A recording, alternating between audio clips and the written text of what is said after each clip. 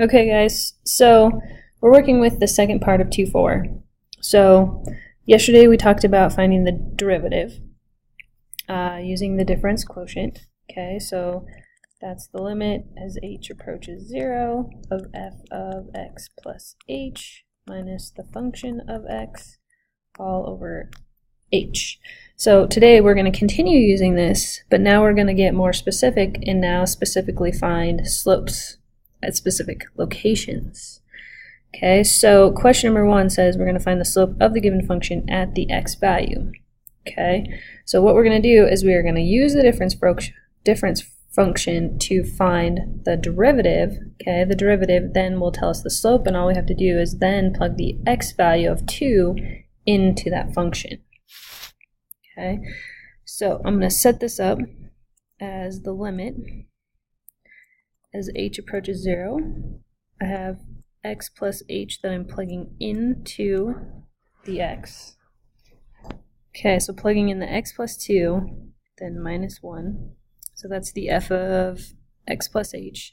So now I have to do minus the f of x, so minus the entire function. Don't forget parentheses, all over h. Okay, so for me to simplify this, I have to FOIL the x plus h first.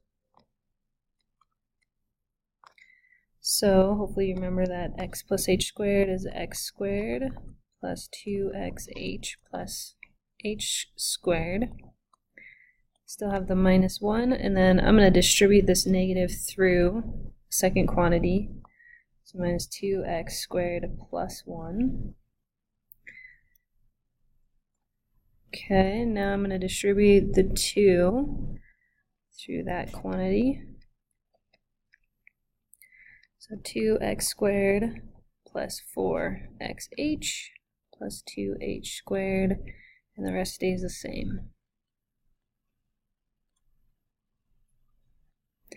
Alright, so now looking for stuff that cancels.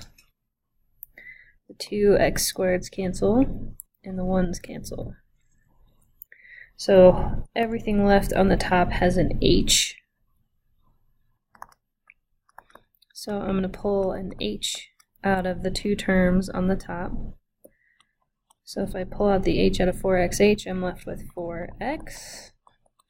And if I pull an h out of 2h squared, I'm left with 2h. So now that gives me the ability to cancel the h in the bottom, which is the goal. So now I'm left with 4x plus 2h.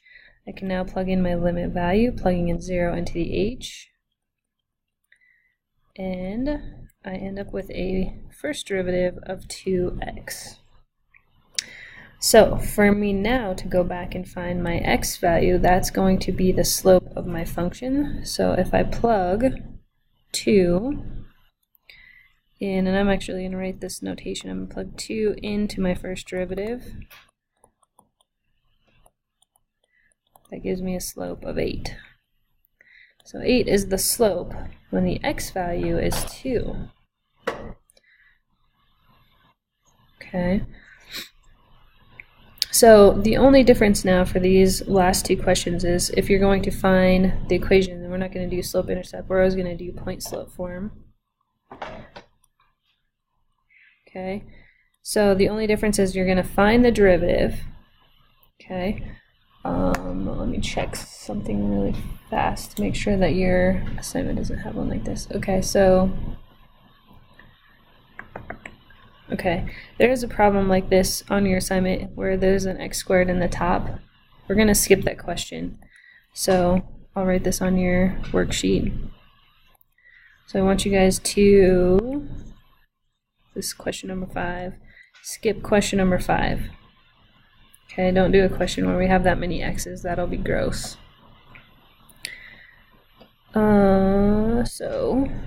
So the only difference now, and if you have the equation, so they're asking you to find the equation of the tangent line. So without me doing a whole example, I want you to just kind of follow along with me. So let's say the point now is this, and we found the derivative and we found the slope was, we'll just steal that slope, 8.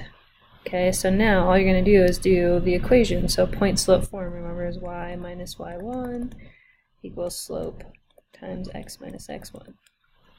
So I can just plug in my slope, my x1 and my y1. So for this one it would just be y minus 1/4 is equal to 8 times the quantity of x plus 2.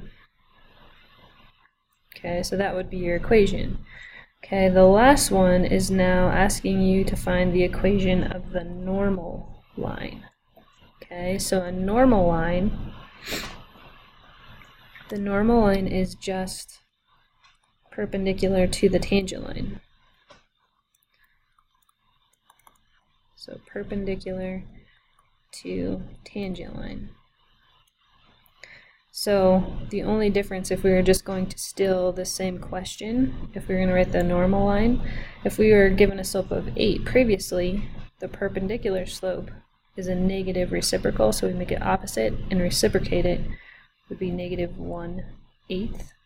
So then, still using the same point, the normal line equation would be y minus 1/4 equals negative 1/8 times the quantity of x plus 2.